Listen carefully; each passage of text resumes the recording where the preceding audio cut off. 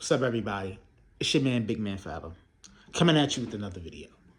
So this is a topic that I had with my coworker, and I really had to sit back and had to think about this because this was something that really weighed heavy on my mind, and I really was contemplating, just going on here having a whole rant about this because it really pissed me off to hear how certain people feel about a particular player because they might not fit necessarily the mold that you think a NFL player or a black player fits. And that person is Pat Mahomes. And the topic is, why does Pat Mahomes not get the same type of love from the black community that Lamar Jackson gets? I have like maybe one or two of reasons why. But first I want to start with the Ryan Clark situation. Ryan Clark is a former player for the Pittsburgh Steelers, a Pittsburgh Steelers great. He has been a well-known sports analyst for the past couple of years. He has his TV show called Pivot with him and some other ex-NFL players. But he had a conversation on ESPN that I wanted to get to, and I really just struck a nerve with me. A couple weeks ago, or maybe recently, I don't know the exact time point when it happened, but Ryan Clark made a comment saying that, if Lamar Jackson wins a championship, it would mean just as more for him to win a championship as Doug Williams winning a championship in the 80s.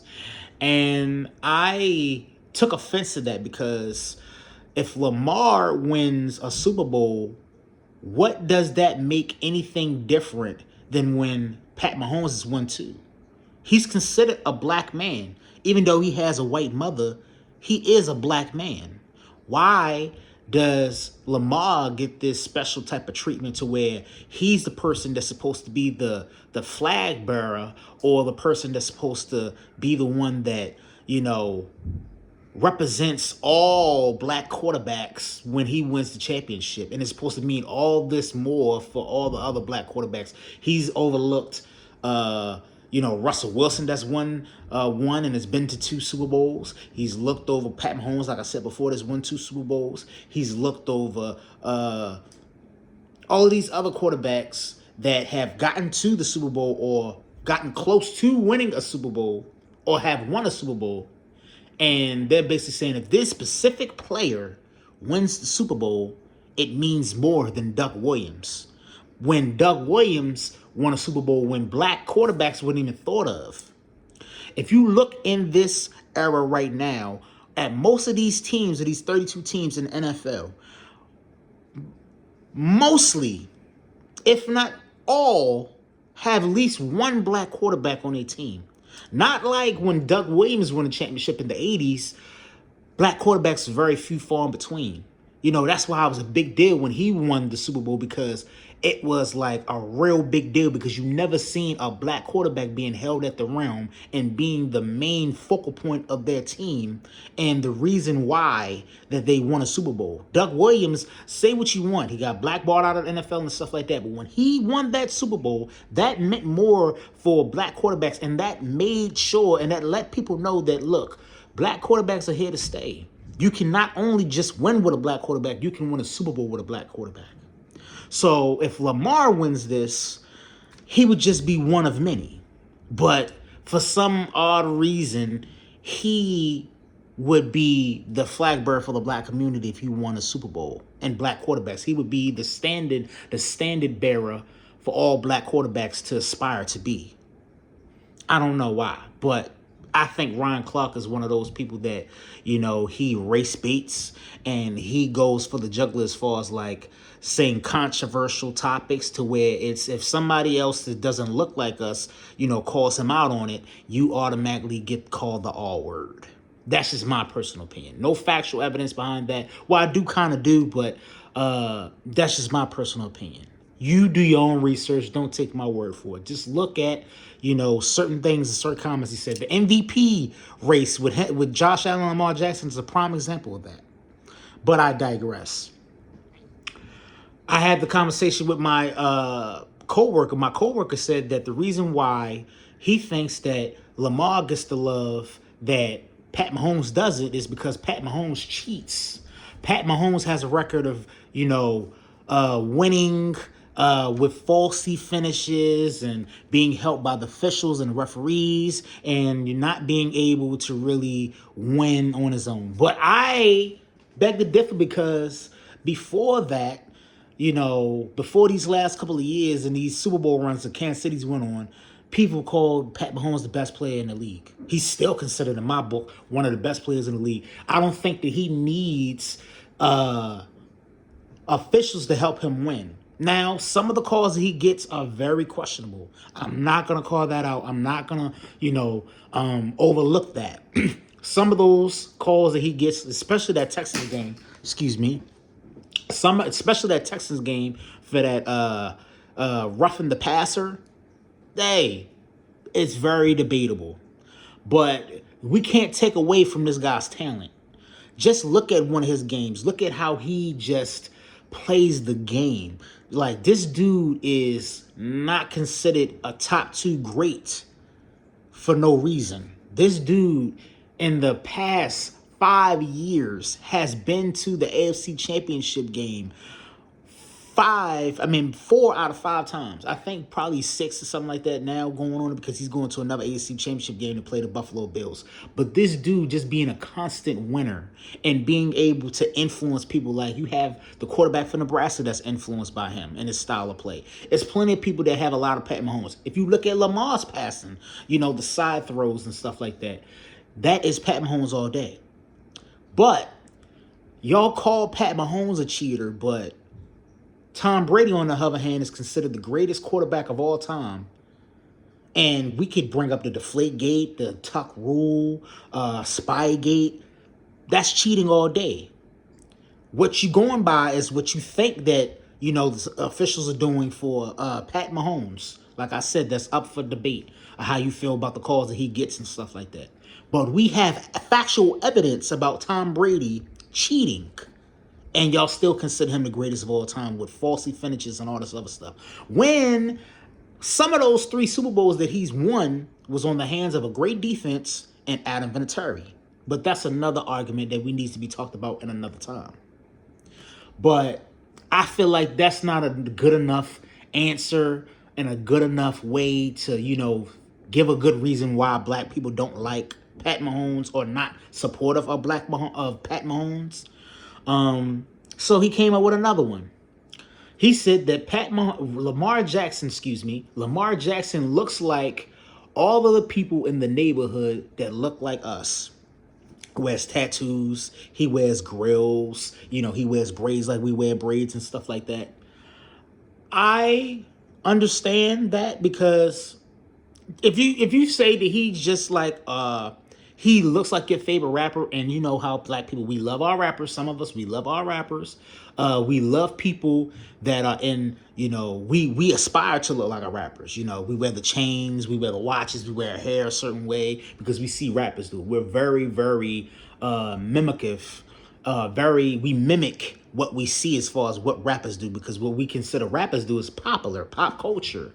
But that's another conversation that need to be had. Because why? Because Pat Mahomes does not wear his hair a certain way, or he decides to wear white teeth instead of putting $30,000 grills in his mouth, or he decides not to be tatted up.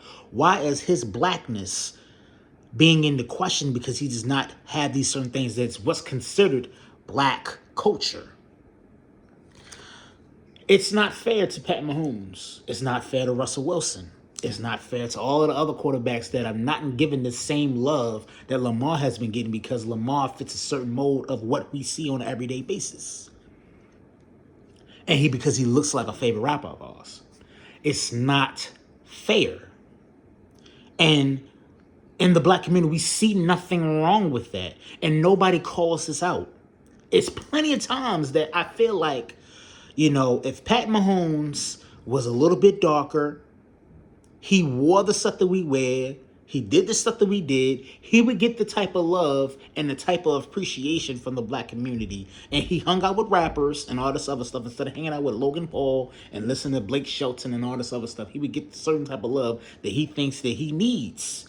Or the black people would give him the certain type of love that he thinks that he deserves. Because I've heard Pat Mahomes plenty of times say that he is concerned and he does not like that he's not considered a black quarterback.